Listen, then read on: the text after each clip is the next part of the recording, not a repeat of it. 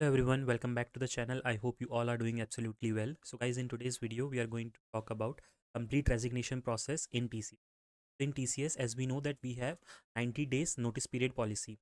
So starting from day 1, which is writing your resignation email, till day 90th, which is your last working day. And beyond that also there are a few things which you need to take care, like going to alumni portal, downloading few documents and all those things. We are going to see in detail what are the intermediate steps and what are the things that you have to be very careful about while if you are in your notice period. So before starting the video, if you are new to the channel, please make sure to subscribe to the channel, as I regularly bring these kinds of helpful videos for all of you. And if you have any doubts related to any of your questions in notice period, you can ask in the comment section of this video. We have a lot of people who has resigned from TCS and they know the complete procedure, so anyone can help you out in your queries. So let's now start with step 1, that is what is the first thing that you have to do once you take the decision to resign from the company. So the first and foremost step is to write the resignation email. Now if you are worried how to write the resignation email, was what is the template to follow, I have taken a basic simple template what you need to follow. So if in the subject line you have to mention resignation letter, then your name and then employee ID. Make sure to mention your email and mention your name and employee ID, because if employee ID is mentioned, it is easy to search for HRs for a later procedures. Okay, so then you have to mention dear. You can mention your manager name or HR name. Usually in HR names needs to be mentioned. So dear HR, I'm writing to formally resign from my position as, and then you have to mention your job title. For example, if you are an IT analyst, then you have to write IT analyst. If you are system engineer, you have to mention that. Then you have to mention at TCS effective, and then you have to mention your last working day. Apart from that, if you want to write few other things, what you feel about your work experience and all, you can also mention that, which is fine. Then you have to just write your name, and if possible even mention your mobile number also, so that if they want to reach out to you, they can reach out. So once this resignation email is sent from your end, the work is done from your end. Now the pending task is from manager's end. Okay, because the second step is initializing the uh, resignation process in ultimatix, that is iTalent portal. So there is a portal for this process in TCS which is called as iTalent portal, which is in ultimatix. So the second step is, after sending the email, it is that the manager, that is your immediate supervisor in ultimatix, they have to go into the system and they have to initiate this process within first 3 days of this, when the email is sent, because there is an SLA attached to it, and if they delay it, they have to answer it why it was delayed and all. So from your end you are done, they will take care of it. And if they do not, in some cases, if they do not initiate it for more than 7 days or something, you can send them a message or something to remind them that, till now it is not yet initiated. But your notice period starts counting from the day itself when you have, like, send that email. And the email also you have to mention by counting 90 days, and the days and what is your last working day as per the notice which you have given. So make sure to mention that. And then once it is raised in the system, you will get a resignation acknowledgement email on your TCS email ID. And if you have your personal email IDs mentioned in the system, on that email ID also you will get the resignation acknowledgement email. And this email you can use it in your future companies for reference of date of release. Okay, so just in case, if you're not aware what is iTalent portal, so once this separation is initiated, there is a portal. You can check the path here: ultimatix, human resource and diversity, and then iTalent. You can go to that portal and see the current status of your resignation process. So actually in entire resignation process there are 5 approvals needed. So first one is your immediate supervisor, which we talked about just now, which is manager. They will initiate it and approve it from their end. Then comes second level manager. So second level manager is no one but the supervisor of your supervisor. So they will also have to approve. Once they approves, the third level is, it will go to HR business partner, which is your HR, and they will do the HR clearance in the system from their end. Once it is cleared, and in this process of HR, you will also get a call from HR also. They will ask you the concern of resigning and all, and if you have any concern, if what they can do to retain you or something. So once all of these discussions are done, HR will close the process from their end in the system. And now this HR part can take more time also, maybe 1 month, 2 month, it depends on them. But from your end, all, like, the notice period is started and it is currently in progress. So once the HR closes the process in system from their end, it will goes to the separation officer. We are going to talk in a minute what is separation HR and what are the separation formalities that we have to do. And once the separation officer closes the process in the system, it goes to full and final settlement team.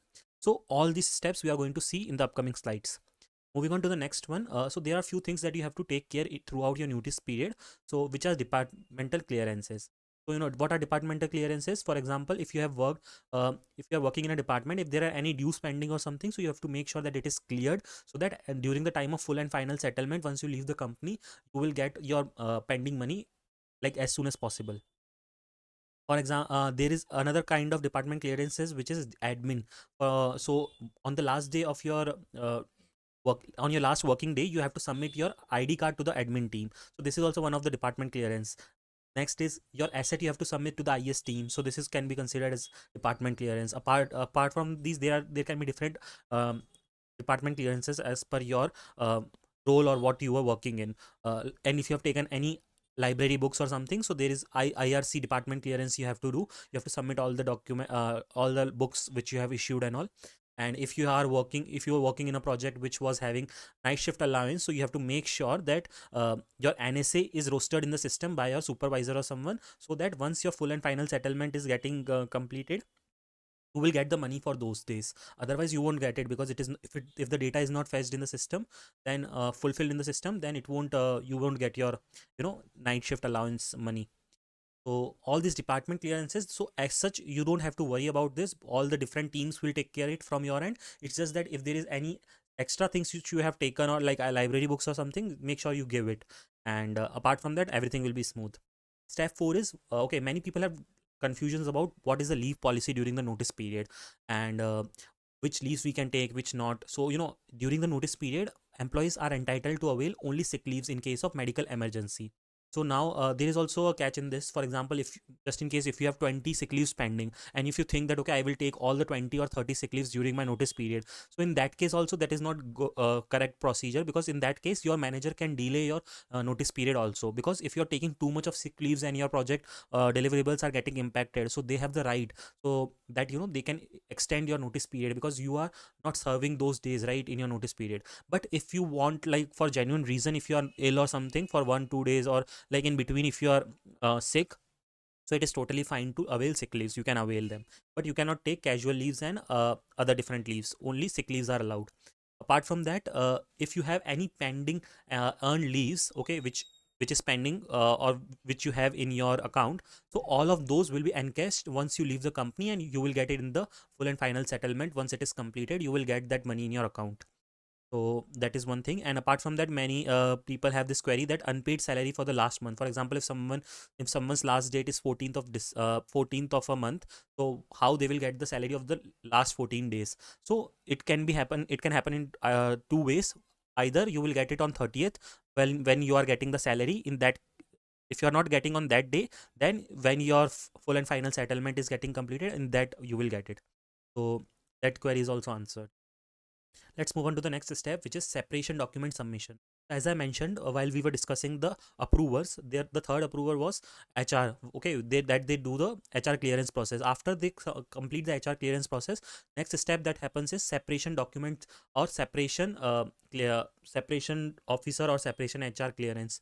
Okay, in this, what happens is usually uh, in last month of your notice period, you will get an email from the separation HR that these are the documents that you have to fill, okay, and you have to submit to that separation HR, and everything will be mentioned, which are documents. There will be also PDF mentioning the sample like sample filled documents, so you can take the reference from that, and you have to just fill it. And usually you have to fill these documents before fill and submit before 10 days at least. But it is not such hard and fast, in just in case if it is pending also. But make sure that you fill just at least 1 week before your like final day or release date.